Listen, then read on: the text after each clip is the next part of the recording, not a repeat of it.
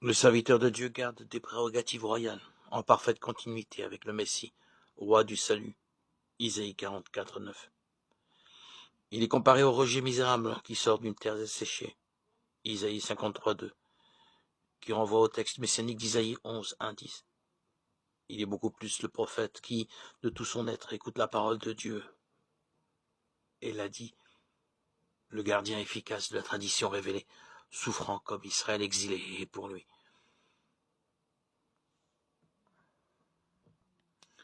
Il n'est que de penser à Jérémie et à travers lui aux prophètes traditionnellement persécutés depuis le temps d'Élie, pour voir se profiler sous nos yeux les traits majeurs de la destinée du serviteur souffrant. Il est devenu un objet de raillerie aux yeux des hommes. Jérémie 20, 7, 8. Jérémie 6, 10. Meurtri par les meurtrissures de la fille de son peuple. Jérémie 11, 19. Marc 15, 13, 14. Tel une brebis, il est conduit à l'abattoir, voué à la mort pour ses ennemis qui veulent le retrancher de la terre des vivants. Jérémie 11, 19. À comparer à Isaïe chapitre 53, verset 8.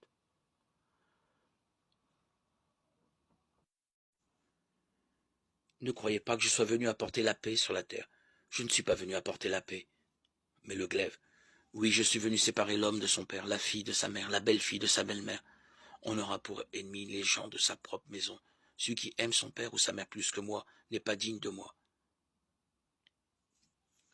Celui qui aime son fils ou sa fille plus que moi n'est pas digne de moi. Celui qui ne prend pas sa croix et ne me suit pas n'est pas digne de moi. Qui veut garder sa vie pour soi la perdra. Qui perdra sa vie à cause de moi la gardera. Qui vous accueille m'accueille, et qui m'accueille accueille celui qui m'a envoyé.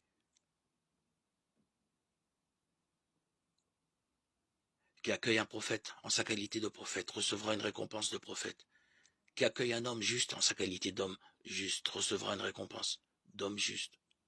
Et celui qui donnera à boire même un simple verre d'eau fraîche à l'un de ses petits en sa qualité de disciple, amen, je vous le dis, il ne perdra pas sa récompense. Matthieu 10, 34, 42.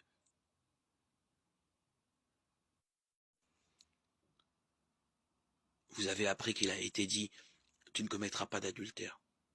Eh bien moi, je vous dis, tout homme qui regarde une femme et la désire a déjà commis l'adultère avec elle dans son cœur.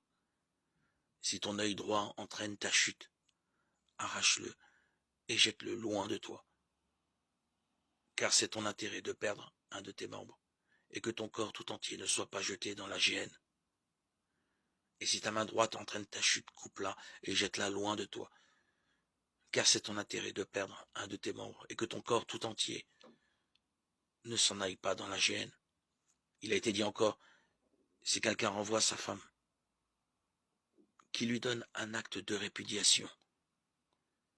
Eh bien moi, je vous dis, tout homme qui renvoie sa femme, sauf en cas d'union illégitime, la pousse à l'adultère. Et si quelqu'un épouse une femme renvoyée, il est adultère. Matthieu 5, 27, 32.